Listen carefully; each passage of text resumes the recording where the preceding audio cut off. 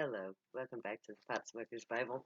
My name is Zion. I'm the author of the Potsmaker's Bible, which contains the prophetic book of Zion where I get my name and authority. It comes from the Ketuvim, or Old Testament.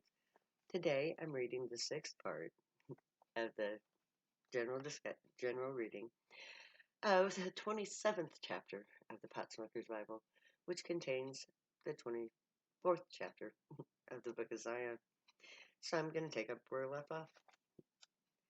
But what exactly is the mind? Well, it's the threefold being. I, it's me, myself, and I. Me, that is the person that we believe we are, and have always been. This comes from foreign thoughts as we grow up. Me is what our parents make us. Now, myself is the inner person, the soul at the center. No one else can be myself. I choose this part of me. And then there's the I. I is who we project out into the world. It identifies me to all others, and it reflects myself as a mirror. This projection is called either ego or identity. An ego is a false projection of who we want to be, not who we are. Who we are, in truth, is our identity. The ego is the self of our desired self-image. That we project into the world. But our identity is at our core. It is the generator of our thoughts, words, and actions. We are the projected combination of these two aspects of our personality, that inner part and the outer part. Ego is a trap for the self. By generating ego, we attempt to actualize our image. But because ego is about what is seen from outside of us, it is an enigma. We try to be more pleasing to others by our ego. But unless you're telepathic, you have no means to know what pleases others. So we try to be all things to all people. All personal thought forms are projected as image for the benefit of others. Trump.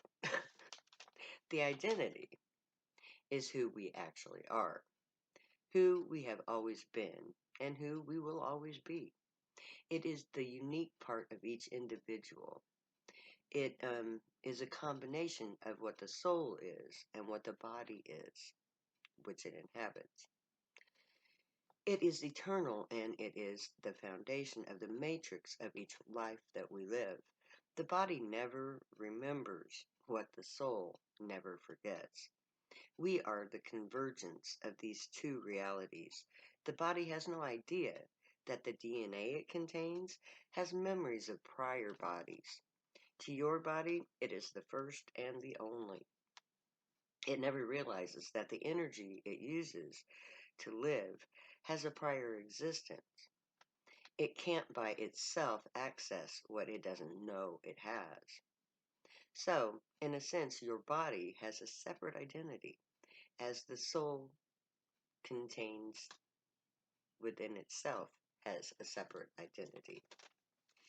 When we take control of our minds, we gain access to all of these sectors.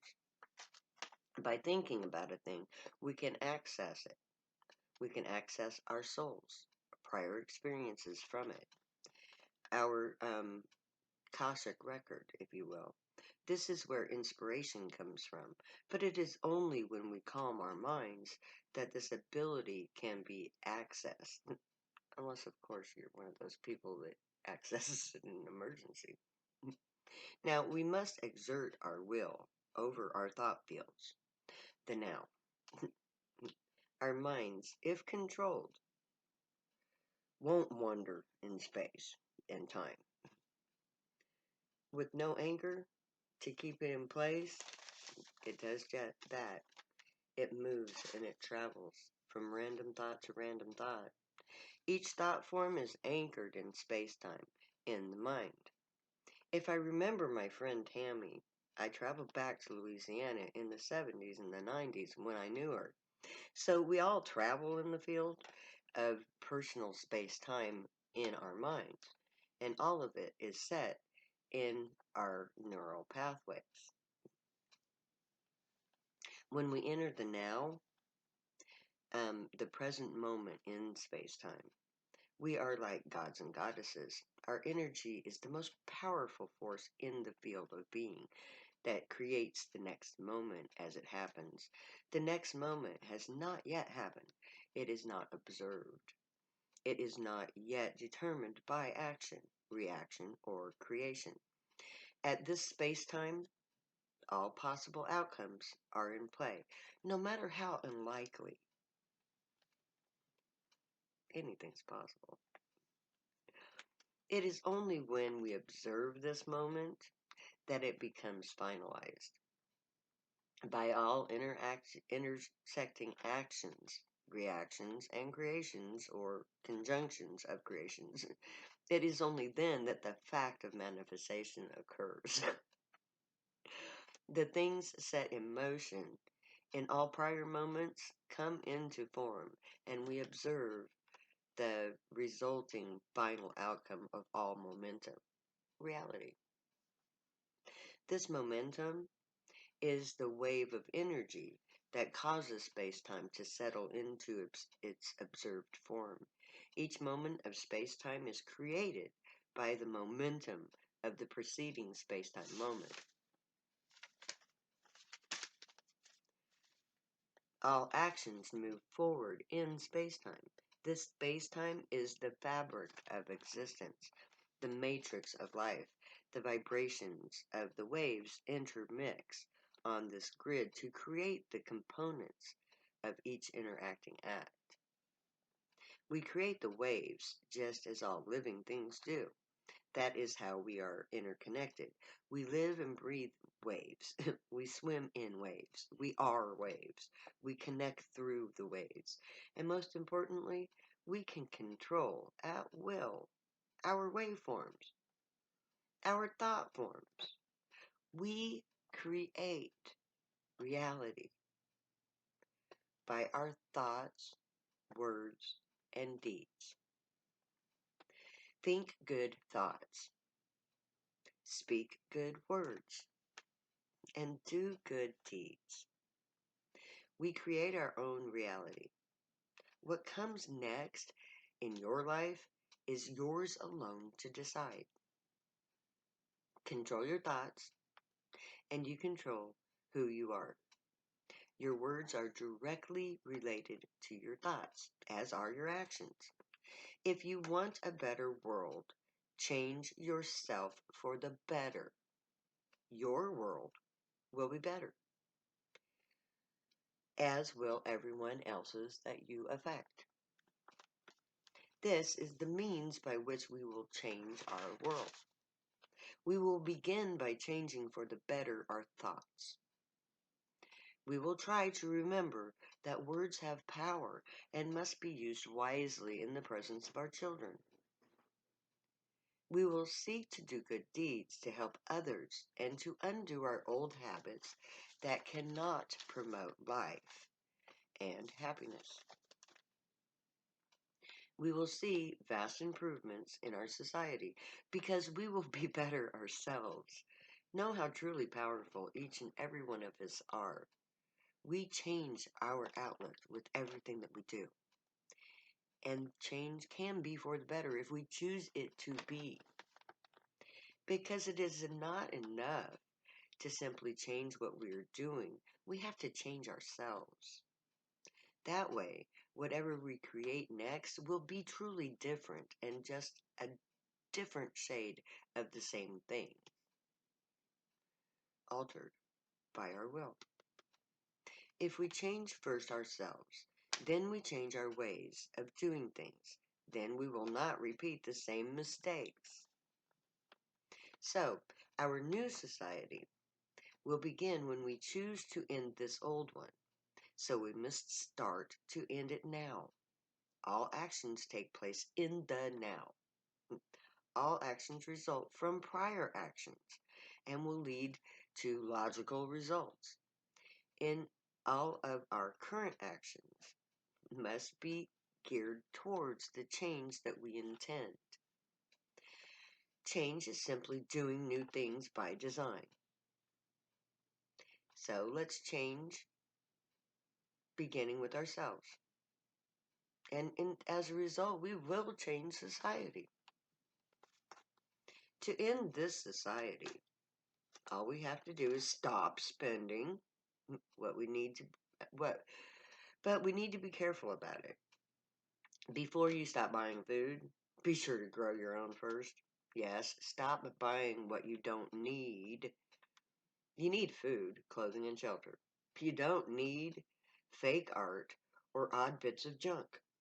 So keep buying what you need to survive. But stop there. Let your artwork come from local sources. Stop buying corporated junk. Before we can afford to stop making vital goods like clothing, we need to recreate the supply line for, say, furniture, textile industry. It's ingrained in our social order. When was the last time you touched a piece of cloth that wasn't manufactured in bulk by a corporation? Never, probably. That needs to change. First, we need to start cottage industries to replace bulk manufactured goods. We have to relearn how to create fabrics from things um, and other things. For example, before we close down the factories that clothe us, yeah, we need to be able to make our own clothes. My plan is to start by relearning ancient techniques. Then when we can create our own goods that are made without using current harmful methods.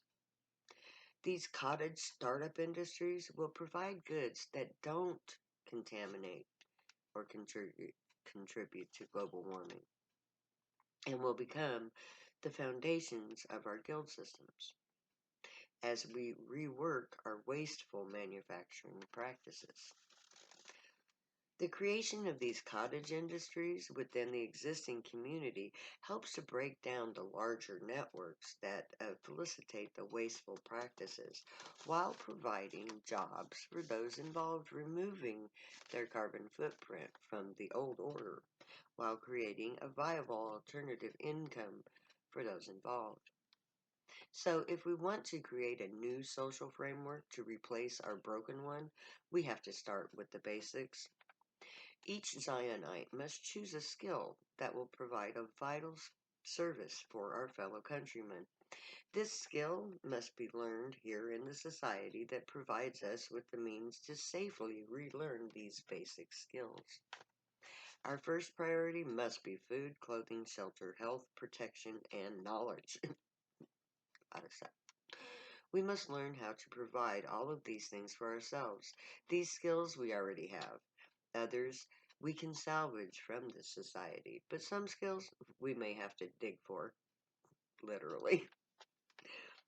By digging, I mean going back to ancient texts and antiques to relearn or rediscover for ourselves how to make from scratch vital goods and services like cloth.